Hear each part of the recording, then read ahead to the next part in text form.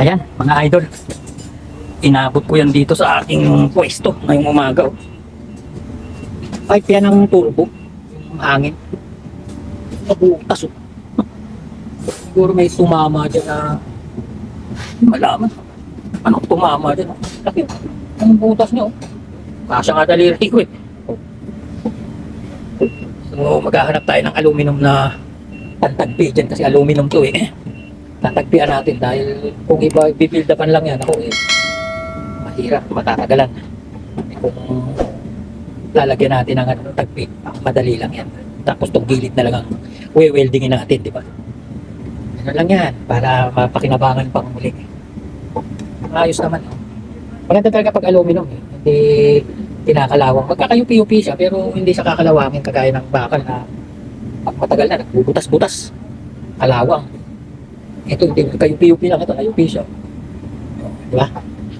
So hanap muna ako mga idol ng panagpi dyan. Ito mga idol. May nakita na akong panagpi. Aluminum to eh. Tapos kinat ko na siya. Kinat ko siya. Yan yung grinder ko. Kinat ko ng ito, size niya. Yan. So tatagpi lang yan natin ang pag-ano. O, para matibay-tibay ang gabi, di ba? Makapal pa to. Diba?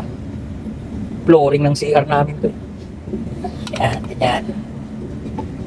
So, gagawin na natin mga idol. Lilinisin ko muna.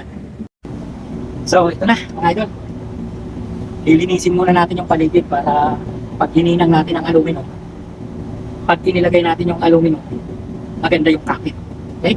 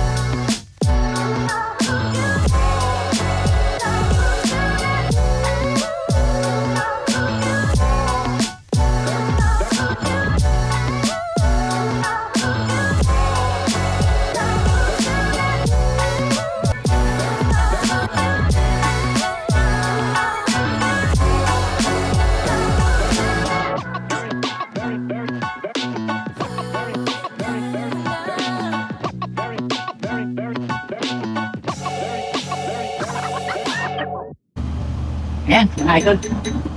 Natagpian na natin. Oh, diba? Init pa eh. Ganyan na lang. Tapos na po yan. Hindi na natin yan pipinturahan kasi aluminum naman yun. So, ganyan na lang mga idol. Ayun na, kahit pa paano, nakapulit kayo ng magting idea. Paano nyo? Sa mga pipe ng sasakyan nyo, mangyari yan. Nangyayari yan kapag yung pipe nyo may cross, may naka-cross na another pipe. Ngayon, habang umaandar siyempre yung sasakyan, nagbabibrate yan. Lalo pat wala namang mga clip, nagbabibrate yan. Kaya siya, kumikis-kis, kabilaan niya, mga idol. Kaya titingnan nyo yung mga cross pipe nyo sa ilalim, sa makina, may mga naka-cross na, kaya, tikit na ganun, kasi nagbabibrate yun kapag tumatak. So yun yung tip ko sa inyo para maiwasan nyo yung ganyang pangyayari. Siguro maliit lang na pipe yung naka-cross dyan, kaya sinlaki lang ng aking daliri. At the same time, kung bakal pa yung naka-cross sa kanya, tapos aluminum, talo talaga to kasi aluminum, malambot lang yun. Yung bakal, matigas yun, di ba? So hindi siya gasan, hindi siya gaanong madadamage. Kaya, check nyo lang din, sakaling may ganung posisyon sa mga process nyo dyan sa sasakyan nyo, at least ma-aware na kayo, di ba, sa possible na mangyayari. So, maraming salamat mga idol sa mga makakapanood nito at lalo-lalo na sa ating mga followers. Maraming salamat po. Muli po sa mga bagong makakapanood ng aking video, baka pwedeng pakisuportahan naman po ang aking Radiator Mechanic TV page na FB page. Ganun na rin po sa aking YouTube channel na Radiator Mechanic TV. Search nyo lang po sa YouTube bar. Makikita nyo po yun. Maraming salamat at God bless mga idol.